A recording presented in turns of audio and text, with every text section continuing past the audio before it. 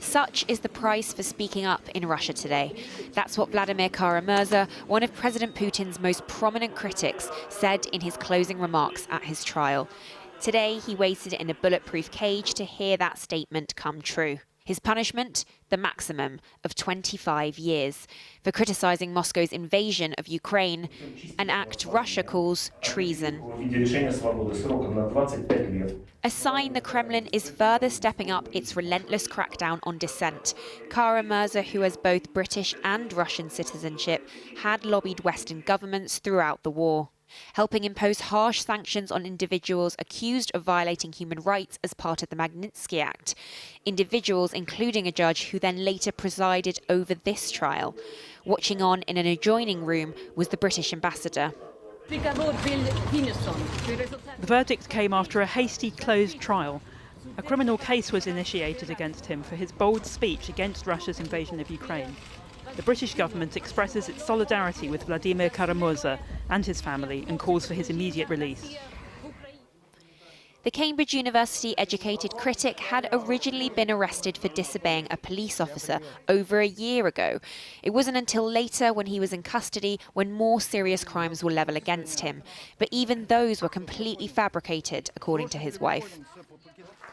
The real crime, as far as Russia is concerned, dissent on an international stage.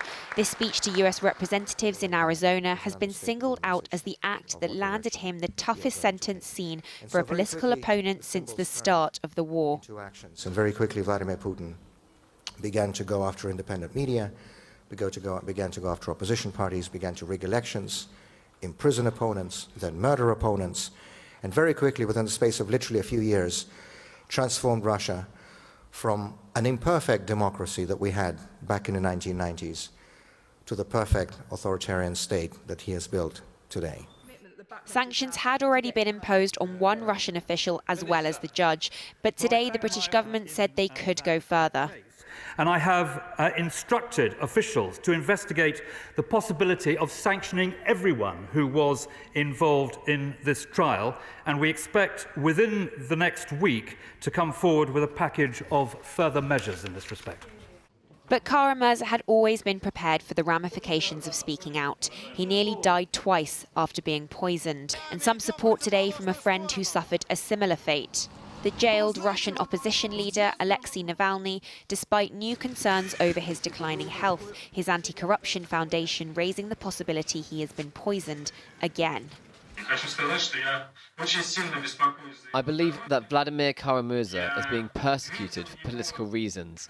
I regard the sentence as illegal, shameless, and simply fascist. Well, this is effectively internal terror. By doing this to Vladimir Kara-Murza, who spoke out against the war and spoke out against Putin, the message was that if you do this now, the same thing could happen to you.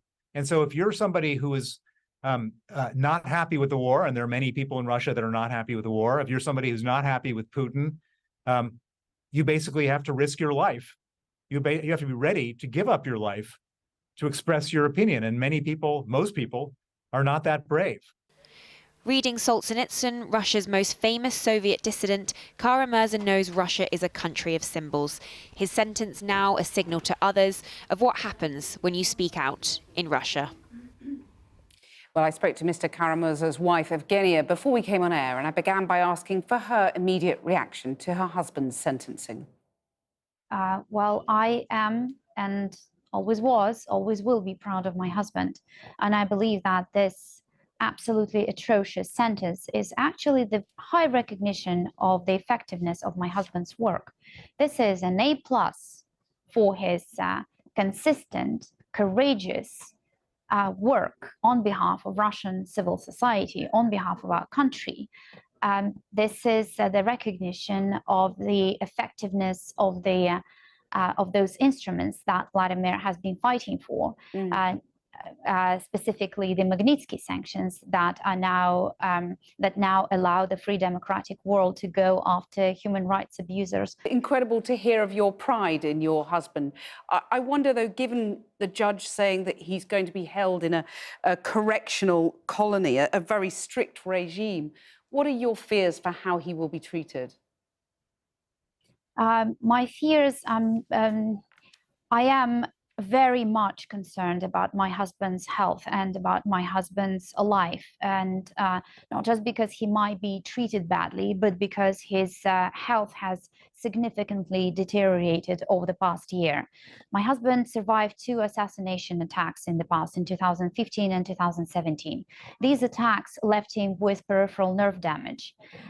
He had polyneuropathy symptoms after the poisonings, and he was able to restore his health and to keep these symptoms at bay through regular physical exercise by staying very active. Now, after a year in pretrial detention and some time that he spent in solitary confinement, these symptoms not only returned, but they seem to be spread into his right side as well. So now he's losing feeling in both his feet and his left hand. And I realized that this is a very serious diagnosis. When was the last time you had contact with your husband? The kids and I last seen, well, we haven't seen or spoken to him since last April. That must be Vladimir incredibly tough. Vladimir had been fighting for many months to have the right to have phone conversations with his children. In December of last year, he received his first official refusal. I am sure that it was meant as a nice Christmas present. The official paper said that phone conversations with his kids would impede the due legal process in the criminal case against him. Now, a couple of days ago, Vladimir received a second refusal of that right. And this time, it was said that phone conversations with his kids were prohibited because his kids were living in the US and some secret information might somehow leak out. I don't know what they mean by this, but I understand that this is just pure psychological pressure that they're putting on Vladimir. This is psychological torture for someone who loves his family deeply, to be isolated from his family, to not be able to even see or speak to his children for over a year. I understand why they're doing this, for the same reason they're doing everything else in his case, to break him, but they will not succeed. Do you feel anger that Western governments didn't listen to the warnings of your husband and many others? This is obviously tragic and disappointing, and Vladimir, what we're seeing today is obviously an effort, the result of a collective effort, let's say. It is not, yes, the Russian people did not protest enough. We should have been more forceful and more demanding, maybe. But very often, the Russian population received very wrong signals from Western democratic countries. For example, like after the 2012 peaceful protests in Russia, where people were beaten into pulp in the streets of Moscow and then thrown in jail for many years under the Bolotnaya case, the West expressed concern and signed the deal for the construction of Nord Stream, which sent a very clear signal to Vladimir Putin that he could continue doing the same things. This is the only way. And in order for this to happen, the vertical of power that Vladimir Putin built in our country has to collapse.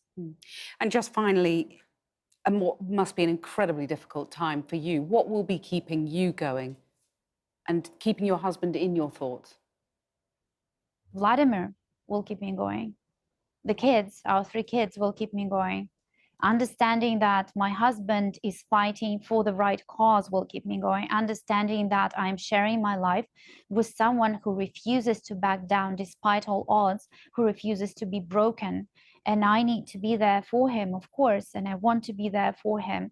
And I'm incredibly proud of him, and I admire him deeply. And I am so happy that our kids have this amazing father as an example to follow, and I will keep fighting for as long as it takes me. Vladimir Kara-Murza, thank you so much for speaking to us tonight. Thank you very much.